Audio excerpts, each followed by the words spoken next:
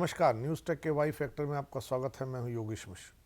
हमारे यहाँ अव्यक्त की स्वतंत्रता के बेजोड़ नमूने देखने को मिल सकते हैं। क्रिकेट का मैच हो रहा हो या कोई घटना, कोई दुर्घटना, कोई बड़ी वारदात, कोई बड़ी उपलब्धि, उस सब पर कमेंट करने के लिए यहाँ लोग मिल जाएंगे। क्रिकेट में बताते हुए आपको मिलेंगे कि बैट्समैन को बैट कैसे उठाना चाहिए था, बॉलर को बॉल कैसे फेंकनी चाहिए थी। यह बताते हुए कुश्ती में भी लोग मिल जाएंगे कि कैसे दांव लगाए जाने चाहिए थे। ट्रेन एक्सीडेंट हो तो यह बताते हुए लोग आपको मिलेंगे कि ड्राइवर ने ऐसे क्या होता तो एक्सीडेंट नहीं होता, गार्ड ने हरी झंडी नहीं दिखाई होती तो एक्सीडेंट नहीं होता, एक्सीडेंट की गलती किसकी है। इस तरह हर सवाल पर, हर बात पर लोग राय देते मिल जाएंगे। हद तो यह है कि ये जो रायदाता हमारे यहाँ है, ये मेडिकल पर, ये साइंस पर, ये अंतरिक्ष पर, आर्ट्स पर, कल्चर पर, किसी आविष्कार पर, अमेरिका पर, हर सवाल पर, हर समस्या पर मुंह खोलने से कतराते नहीं हैं। इन दिनों इन सारे लोगों के लिए जेरे बहस यानी बहस का मुद्दा यूक्रेन है। यूक्रेन पर रूस ने हमला किया है। आपको तमाम लोग कहते मिल जाएंगे कि रूस ने हमला गलत किया, रूस ने हमला सही किया। भारत ने आखिर क्यों सुरक्षा परिषद में वोट नहीं दिया। इस तरह तमाम तरह के लोग जो इन दिनों मुंह लड़ाते हुए मिल जाएंगे।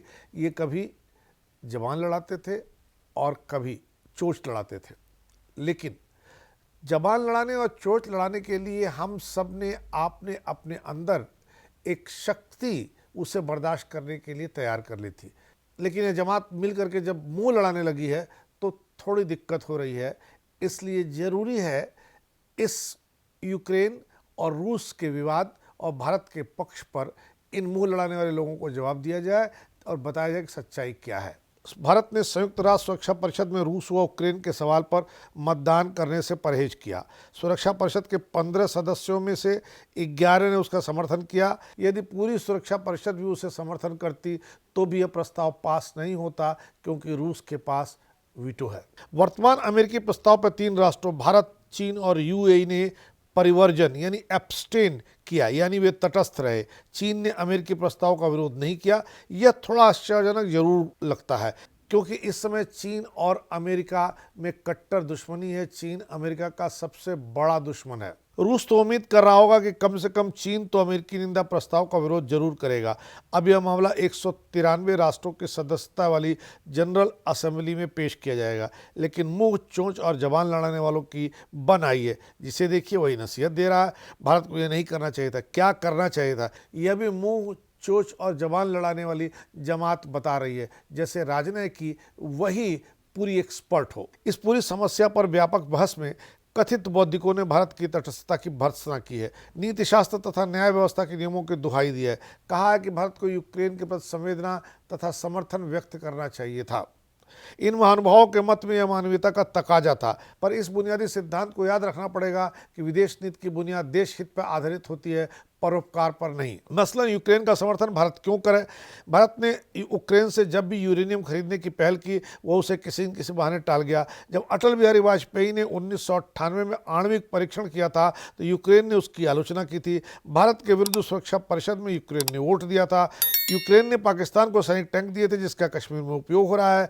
कश्मीर में जनमत संग्रह कराने की पाकिस्तानी मांग का यूक्रेन ने समर्थन किया था। संयुक्त राष्ट्र संघ में जब भी भारत से संबंधित कोई महत्वपूर्ण मामला आया तो यूक्रेन ने भारत का विरोध किया, चाहे परमाणु परीक्षण का मामला हो, कश्मीर का हो, सुरक्षा परिषद में भारत की सदस्यता का मामला हो। यूक्रेन ने भारत विरोधी रुख ही हमेशा अख्तियार किया है। इसके बाद भी भारत के तटस्थता वाले स्टैंड पर नई दिल्ली स्थित यूक्रेन राजदूत इगोर पोलिखा ने प्रधानमंत्री नरेंद्र मोदी को महाभारत के सिद्धांत का स्मरण कराया कि न्याय अन्याय के संघर्ष में तटस्थता अनैतिक है। जो लोग यह करें कि यूक्रेन का समर्थन करना चाहिए तो उन्हें यह जरूर विचार करना चाहिए कि यदि भारत व्लादिमीर पुतिन के समर्थन में नहीं रहता, रूस के आक्रमण की निंदा करता, तो क्या होता। वह भी तब जब विगत 2 दिनों से मास्को में इस्लामी पाकिस्तान के वजीर आजम इमरान खान पुतिन के मेहमान बैठे हों। गत 2.5 दशक में किसी भी पाकिस्तानी प्रधानमंत्री की यह पहली यात्रा है। इससे पहले नवाज शरीफ गए थे। क्रेमलिन यानी सचिवालय में बैठे पुतिन को इमरान खान समझा रहे हैं कि कश्मीर में भारत हमलावर है, संयुक्त राष्ट्र संघ को सैनिक हस्तक्षेप करना चाहिए। सुरक्षा परिषद में रूसी वीटो के कारण गत 70 वर्षों से कश्मीर बचा हुआ है, वरना कब का इस्लामी पाकिस्तान का मजहबी बुनियादी यह हिस्सा हो गया होता। इमरान की पूरी कोशिश रही कि अब रूस को कश्मीर के प्रस्ताव पर अपने वीटो के अधिकार का प्रयोग नहीं करना चाहिए। मायने यही कि यदि भारत यूक्रेन पर रूसी फौजी कार्रवाई की निंदा करता है तो रूस को भी माकूल जवाबी कार्रवाई भारत के खिलाफ करनी चाहिए। कम्युनिस्ट चीन जो लद्दाख हड़पने को तत्पर है, वह आज रूस का फिर से मित्र तथा समर्थक बन गया है। उसने भी रूस की निंदा वाले प्रस्ताव का खुला समर्थन नहीं किया है। हालांकि ब्रिक्स राष्ट्र समूह यानी ब्राजील, रूस, इंडिया, चीन तथा दक्षिण अफ्रीका का प्रस्ताव है कि कोई भी राष्ट्र किसी दूसरे देश की भौगोलिक सीमाएं सैन्य बल पर बदल नहीं सकता। स्वयं पुतिन ने इस संधि प्रावधान का अनुमोदन किया था। भारत रूस पर अत्यधिक निर्भर है। कच्चे तेल, प्राकृतिक गैस, सैन्य हथियार तथा उपकरण और औद्योगिक धातुओं के लिए यदि कहीं आपूर्ति कट जाए तो भारत विकट समस्या में पड़ सकता है।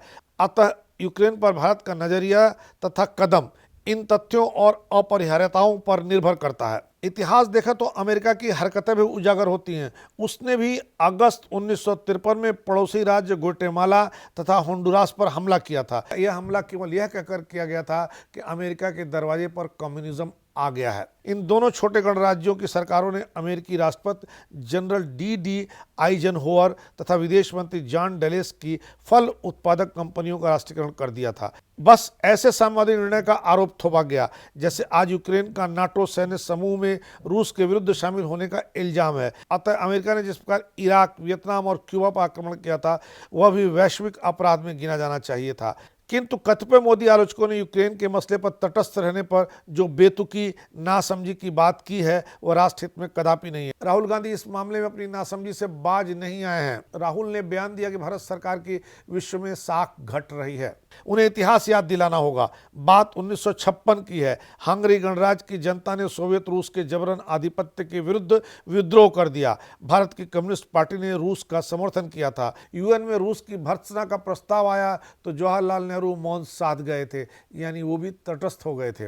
राजधानी बुडापेस्ट की कोई भी यात्रा करे तो यह बेहद मार्मिक पूरा विवरण और शहीद स्थल देखा जा सकता है। फिर आया 1968 प्राग स्प्रिंग, जब रूसी सेना के उदारवादी राष्ट्रनायक अलेक्जेंडर ड्यूबेक को अपदस्थ कर जन क्रांति का दमन कर दिया गया था। तब भी इंदिरा गांधी ने सोवियत रूस द्वारा किए गए इस कदम की भर्त्सना नहीं की थी। भारत रूस याराना का ही पक्ष लिया था। जब ब्रेजनेव ने अफगानिस्तान का दमन किया तो इंदिरा गांधी ने काबुल के अफगान बागियों का साथ नहीं दिया। उस वक्त भारतीय जनसंघ के नेता अटल बिहारी वाजपेयी ने लखनऊ में एक इंटरव्यू में भविष्यवाणी की थी, अफगानिस्तान भी एक दिन रूस के लिए वियतनाम जैसा हो जाएगा। अमेरिका के भांति रूस को भी भागना पड़ेगा। दोनों बातें बाद में सच हुई। यही नहीं, अमेरिका और नाटो राष्ट्रों के साथ बढ़ते हुए संबंधों के बावजूद आज भी भारत को सबसे ज्यादा हथियार देने वाला रूस है। रूस वह राष्ट्र है जिसने शीत युद्ध काल में भारत का लगभग हर मुद्दे पर समर्थन किया है। गोवा और सिक्किम का भारत में विलय का सवाल हो, कश्मीर या बांग्लादेश का मुद्दा हो, परमाणु बम का मामला हो, रूस ने हमेशा खुलकर भारत का साथ दिया है। हमको, आपको, सबको याद होगा 1971 का भारत पाकिस्तान युद्ध। उस समय अमेरिका ने पाकिस्तान के समर्थन के लिए अपना 7वां बेड़ा भेज दिया था, लेकिन अमेरिका का जवाब देने के लिए रूस भारत के साथ खड़ा हुआ और उसने भी समुद्र में अपनी पनडुब्बियां उतार दी। रूस के भारत के पक्ष में उतरने के बाद अमेरिकन को 7वां बेड़ा बीच से वापस लेना पड़ा था। क्या भारत के लोगों को यह मैत्री और यह उपकार भूल जाना चाहिए? पुतिन के बारे में एक विलक्षण घटना का उल्लेख भी जरूरी है। पुतिन कठोर सोवियत कम्युनिस्ट हैं और वह सोवियत संघ की खुफिया एजेंसी केजीबी के चीफ रह चुके हैं। आज वह रूस के कर्णधार हैं। पुतिन पैदा नहीं होते क्योंकि उनके जन्म के पूर्व ही उनकी मां मृत घोषित हो गई थी। उनके पति द्वितीय विश्व युद्ध के बाद घर आए। घर के सामने उन्होंने देखा लाशों का अंबार है जिसे ट्रक में लाद कर दफन के लिए ले जाया जा रहा है। उन्होंने चप्पल देखकर अपनी पत्नी को पहचान लिया और कहा कि उनकी पत्नी की लाश उन्हें दे दीजिए, वो खुद अपनी पत्नी का क्रियाक्रम अंत्येष्टि करेंगे। आश्चर्य हुआ जब उन्होंने अपनी पत्नी को लिया तो उनमें स्पंदन लगा। पति उसे लेकर के अस्पताल गए। सेवा शुश्रूषा के 8 वर्ष बाद वह स्वस्थ हो पाई और उसके बाद 1952 में इस युगल ने एक पुत्र को जन्म दिया जो आज पुतिन है। यदि लाश में स्पंदन न होता तो इतिहास भिन्न हो जाता। बालक पुतिन की मां के साथ तस्वीर हिलेरी क्लिंटन की पुस्तक हार्ड चॉइसेस यानी कठिन चयन में मिलती है। इस लिहाज से हम देखें तो जिस तरह उक्रेन ने हमारा विरोध किया है, जिस तरह रूस ने हमारा साथ दिया है, तो क्या संवेदना और परोपकार के आधार पर विदेश नीति तय की जानी चाहिए, या विदेश नीति तय करते समय यह देखना चाहिए कि देश हित किसमें है, और रूस की ज़रूरत जब भी भारत को पड़ी तो रूस खड़ा हुआ या उक्रेन खड़ा हुआ, यह भी देखना जरूरी है कि बीते दिनों किसने किसका साथ दिया। इसलिए जो लोग भारत के तटस्थ रहने के फैसले पर बेतुकी बातें कर रहे हैं, जो लोग मुंह लड़ा रहे हैं, चोंच लड़ा रहे हैं और जवान लड़ा रहे हैं, उन्हें यह ध्यान रखना होगा कि रूस ने कब कब क्या क्या भारत के साथ किया है, यूक्रेन ने कब कब क्या क्या भारत के साथ किया है। रूस का साथ देने का फैसला अगर दुश्मन चीन कर सकता है तो दोस्त भारत को करना ही चाहिए था। इस बार इतना ही, अगली बार फिर मिलेंगे किसी नए सवाल पर नए ढंग से बात करने के लिए। तब तक के लिए नमस्कार।